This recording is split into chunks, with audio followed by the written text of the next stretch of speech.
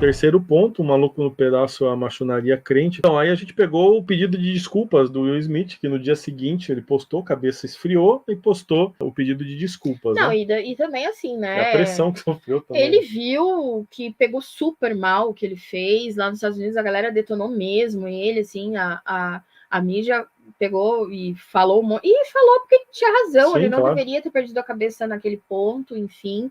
Eu até me coloco no lugar dele, gosto do Will Smith, mas eu sei que nós não tratamos as coisas através da violência, né? Então, isso assim, não tem nem que se discutir. Ah, mas é que ele estava defendendo a esposa dele. Eu sei, eu também teria vontade de fazer o que ele fez, né? Como eu disse, a minha mãe sofre com alopecia. Eu sei o quanto é sofrido para uma pessoa passar por isso, pelo processo da perda de cabelo, sabe? O processo da perda capilar é muito complicado, não é fácil, não é fácil.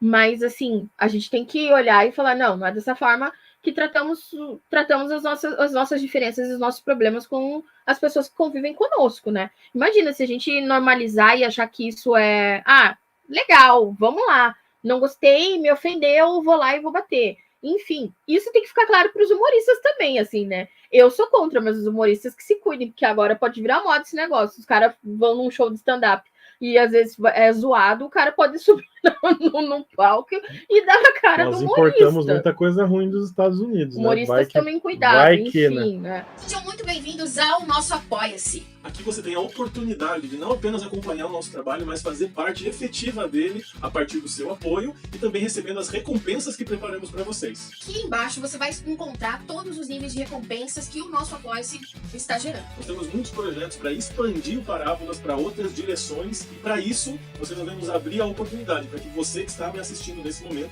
possa fazer parte disso a partir do nosso Apoia-se. Então muito obrigado por assistir esse vídeo e até logo. Tchau, tchau. Nos vemos nas recompensas. Tchau!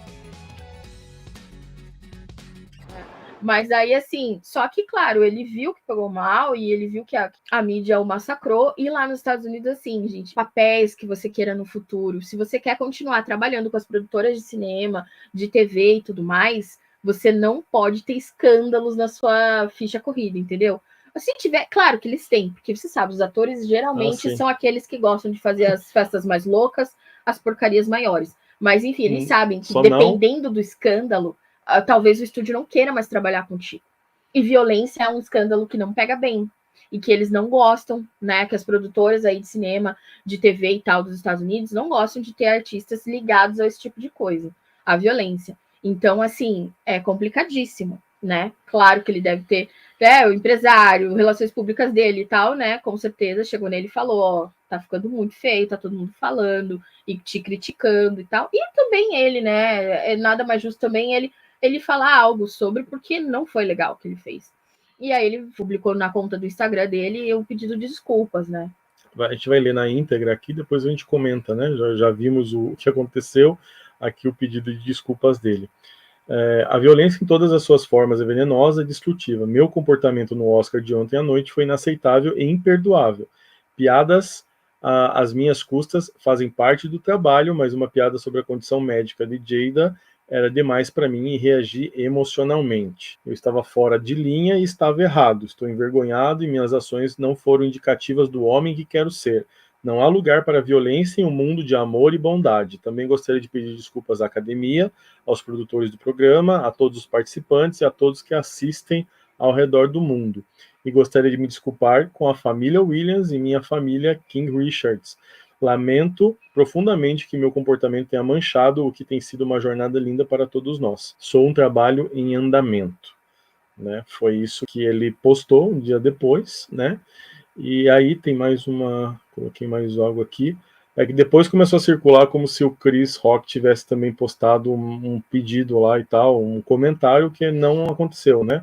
Até isso, né? Colocaram um comentário fake do Chris Rock lá, e então aí essa Rebecca Keegan aqui consultou a equipe deles lá, então até o momento não foi publicado nada do Chris Rock, tá? É incrível, porque assim, postaram, tem acho que mais 100 mil curtidas o post, e uns 5 mil comentários falando, que legal, que ele, né, que bom que se acertaram e não sei o que e tal, quando é mentira, né?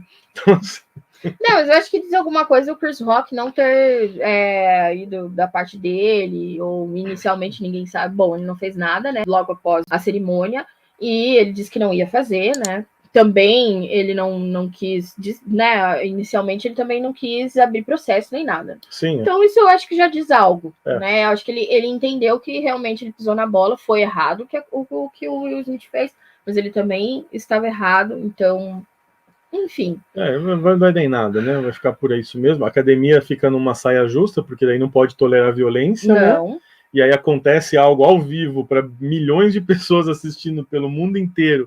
Aí se você não faz nada, você pode transformar isso numa prática, né? Daqueles que começam a perder o Oscar, de repente querem resolver no braço ali e tal. Então, assim, é complicado. Alguma coisa, nota de repúdio, uma repreensão e tal. Alguma coisa vai aparecer aí, mas eu acho que no final das contas vai ficar por isso mesmo, né? O que me chama a atenção? Quando os cristãos, em massa, eu vi muito comentário sobre isso, dos cristãos falando, é isso mesmo, tem que ir lá e descer o braço mesmo, não sei o que e tal. Isso me assusta, porque a gente está tendo uma noção deturpada do que é ser um pacificador, como Jesus nos disse, nós somos pacificadores. Então, complicado, eu fico espantado. Eu espero isso de quem tá lá fora. Não, é olho por olho, dente por dente. Vamos estudar mais o Sermão do Monte, gente. É a lei do talião, é a lei do talião. Então, assim, beleza, ofendeu, né? Foi uma ofensa verbal, mas foi uma ofensa, né? Eu vou retribuir, só que agora no braço. Então, assim, foi uma agressão verbal. Começou com uma agressão verbal e aí depois eu termino com uma agressão física. Vai ser uma agressão física. Nenhum nem outro está certo, nenhum dos dois estão certos. Todo mundo está errado. Todo mundo errou. Né? Mas a pessoa que tinha razão, né? Porque quem estava sofrendo era a Jada, a esposa do Will.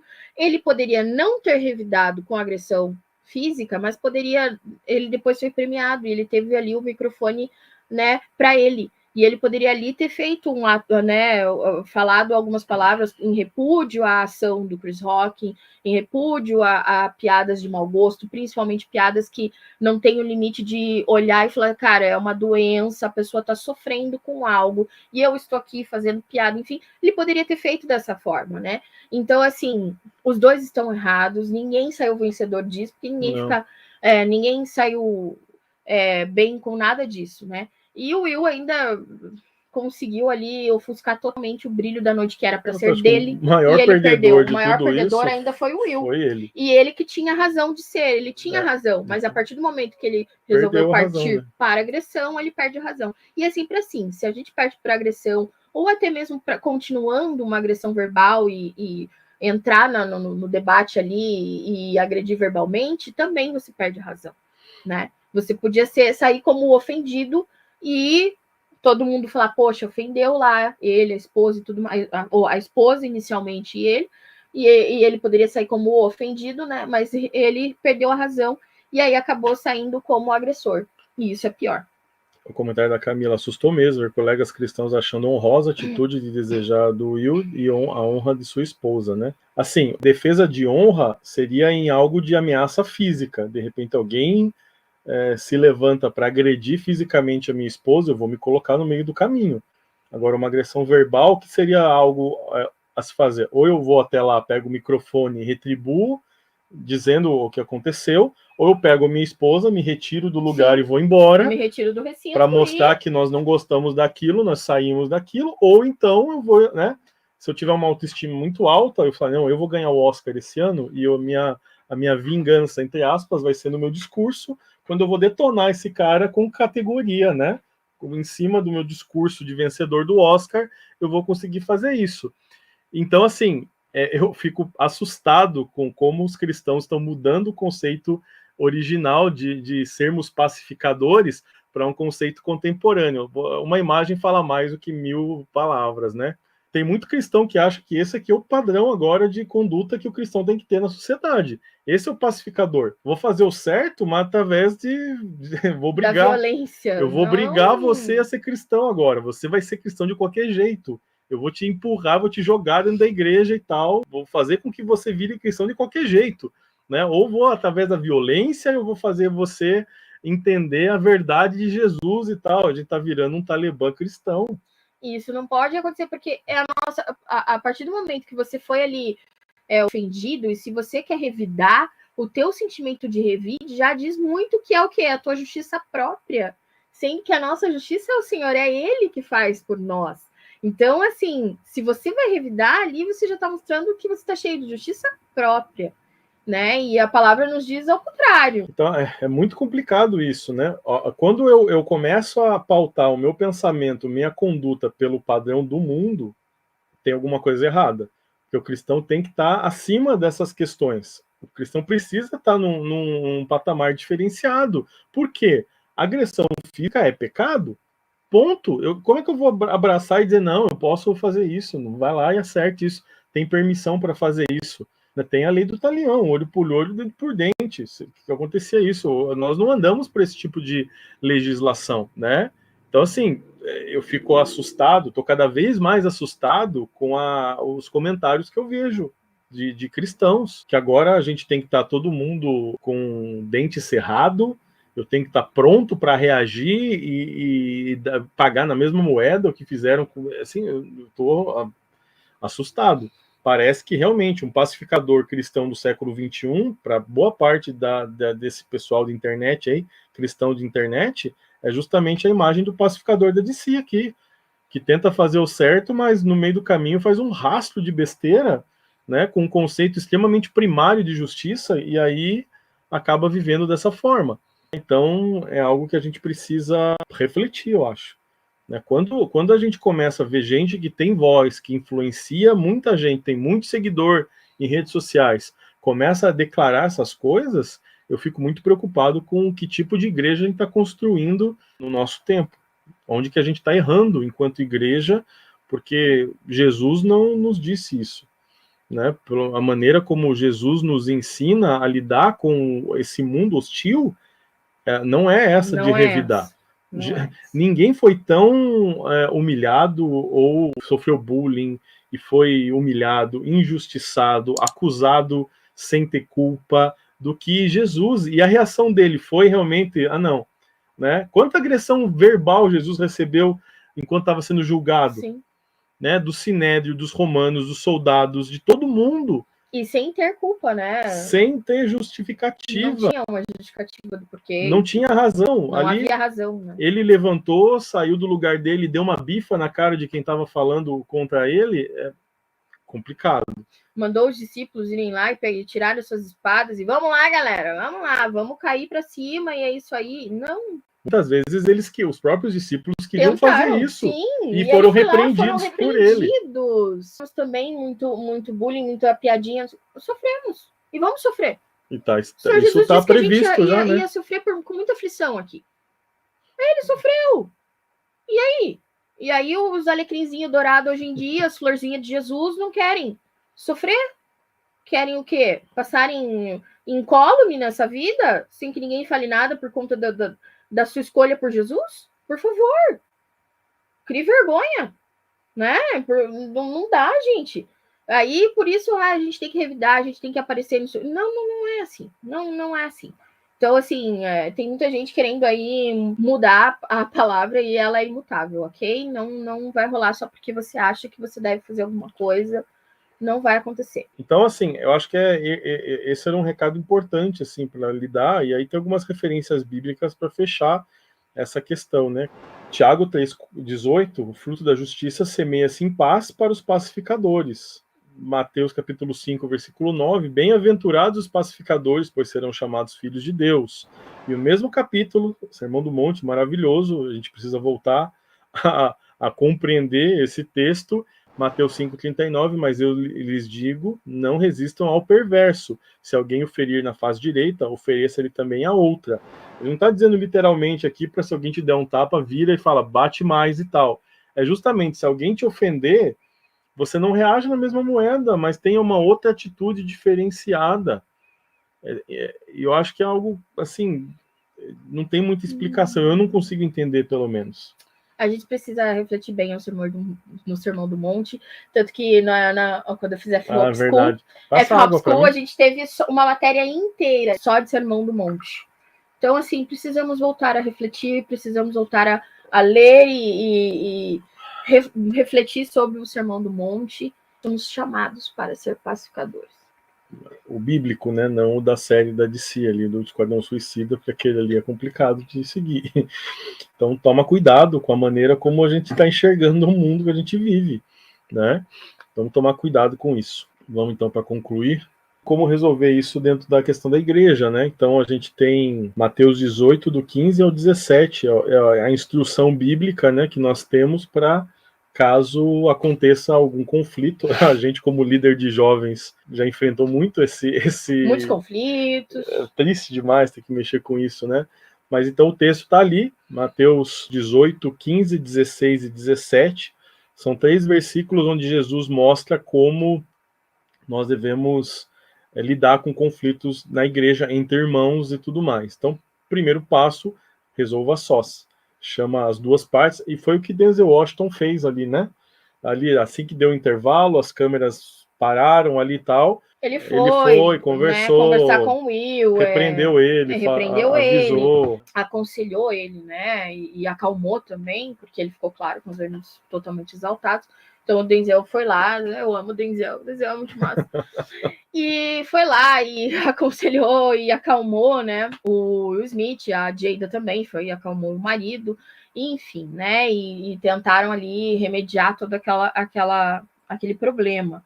E o Denzel também falou uma frase muito legal, né? Que acho que a gente infelizmente não colocou aqui, mas o Denzel falou uma frase que o diabo vai te atentar quando você estiver no topo, né? Uma coisa quando assim. Você está no topo é quando o diabo vai querer ir lá e roubar a tua cena. O Denzel falou que no momento da sua maior grandeza, tome muito cuidado, porque é nessa hora que o diabo vai procurar você. E realmente, no teu momento de topo, toma muito cuidado, porque ele vai querer passar rasteira, ele vai querer armar ali, as ciladas, elas ficarão postas para você. E aí a sabedoria do Denzel, né? Eu acho que o Denzel é maravilhoso. E é isso, assim, sabe? Ele mostrou ali, através dessa frase, o quanto é muito cristão e é pra gente refletir. Toma cuidado, porque às vezes você tá muito cheio de si, tá muito ali achando que... de vitória, ou então até tá mesmo, certo, naquele momento de vitória, onde você tá tudo uau, máximo, não sei o que e tal, surfando naquela onda legal. Toma cuidado, porque é claro, Satanás, ele tá ali ao redor, tentando nos derrubar sempre, ele tá sempre rugindo, porque a palavra nos diz, né, que ele tá ali ao redor, rugindo como um leão, tentando nos estragar. Então, toma cuidado. Leva para você essa frase aí do Denzel.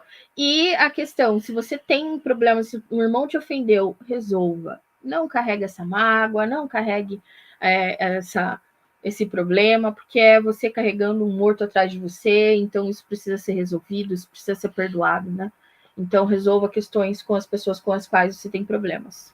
E se você precisa lidar com essa questão, sempre tente, no máximo, preservar as pessoas envolvidas no conflito do público. Então, assim, resolva no secreto. Geralmente não funciona porque a própria pessoa resolve abrir isso muitas vezes, né? Já viu isso acontecer na sua igreja? Na minha já aconteceu, não sei se você já viu isso. Às vezes tem igreja que eu acho que esse tipo de coisa não acontece. Acontece lá, sei lá, na Ásia Menor, né? Acontecia lá na época que o Paulo andava por lá, assim, acontecer essas coisas. Mas exatamente. Não, né? Às vezes acontece aí na sua congregação, né, queridões? Então, assim, quando acontecer alguma coisa, se você tá, por exemplo, na liderança, que você vai ser aquela pessoa que vai intermediar essa conversa entre os ofendidos, entre aquele que ofendeu e aquele que recebeu a ofensa, entre aquele que se sentiu machucado, magoado, enfim, e aquele que fez, né, que causou o problema, faça tudo entre vocês, não deixa com que essa conversa vaze, porque igreja, se a gente não cuidar, as fofoquinhas, elas surgem, né, e elas florescem. Potencial destrutivo muito grande. E essas fofoquinhas, elas são como as raposinhas lá, né, que a gente sabe que vem e coloca fogo na congregação. Então a gente tem que tomar muito cuidado. Se você é um líder, se você está nessa posição de liderança e você vai ali intermediar essas questões de ofensas, de um ofendido, de alguém que magoou o outro e tal, e que brigaram e tal, gente, leve essa conversa para um lugar onde só vocês saibam, onde vocês conversem, onde você vai, claro, intermediar a questão e também saber o que você vai falar, né? Saber qual é a posição bíblica sobre a questão da ofensa, né? e fazer com que as partes consigam ali se resolver e se perdoarem e tudo, e que isso fique ali no gabinete pastoral, de repente, ali naquele lugar onde vocês resolveram conversar. Não deixe que essa conversa vaze. A gente não precisa fazer com que todo mundo saiba que um machucou o outro, que um brigou com o outro e tal. A não ser que você faça como o Smith, que vai lá e dá o tapa na cara do irmão. Não faça isso também dentro da igreja, pelo amor de Deus, tá, gente? Por mais chateado que você fique com a pessoa. O Vinícius comentou aqui, sabe como acaba com a fofoca na igreja? Chama um fofoqueiro para orar em favor da vida de quem tá falando mal. Perfeito, muito bom. É isso aí. Excelente estratégia, né? Uhum.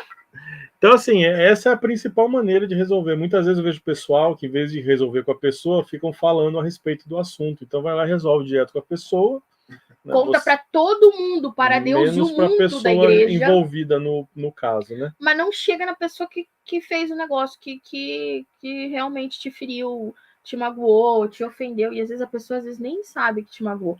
Às vezes a pessoa nem sabe que falou uma palavra estranha e atravessada para você e te deixou magoado. Já então, aconteceu muita coisa, sabe, com a gente, sim, nessa caminhada. Vai direto na pessoa. Chega direto na pessoa. E falou, meu irmão, minha irmã, sabe? Domingo passado, que a gente estava trabalhando junto na projeção, eu achei que você foi super grosseiro comigo, me magoou, sabia? E tal. Então, aí a pessoa vai se, né? Poxa vida. Ó, o pessoal tá em peso aqui falando, não é para bater nem dentro, mas nem fora da igreja também. Não. Porque assim, porque o território da igreja é sagrado, não pode fazer dentro, né? Tem que fazer fora. Não vai esperar o irmão na esquina. Não faça isso. Não pode. A gente fazia isso na escola, não vai fazer. Não faz. Não é escola mais, tá? Igreja não é igual escola. Não, que a gente esperar, quando a gente estava na escola, brigava com o colega lá. Dentro para não ser ferrado fora. dentro da escola com a direção e tal. Eu sou implacável. Eu sou diretora, eu sou implacável com agressão.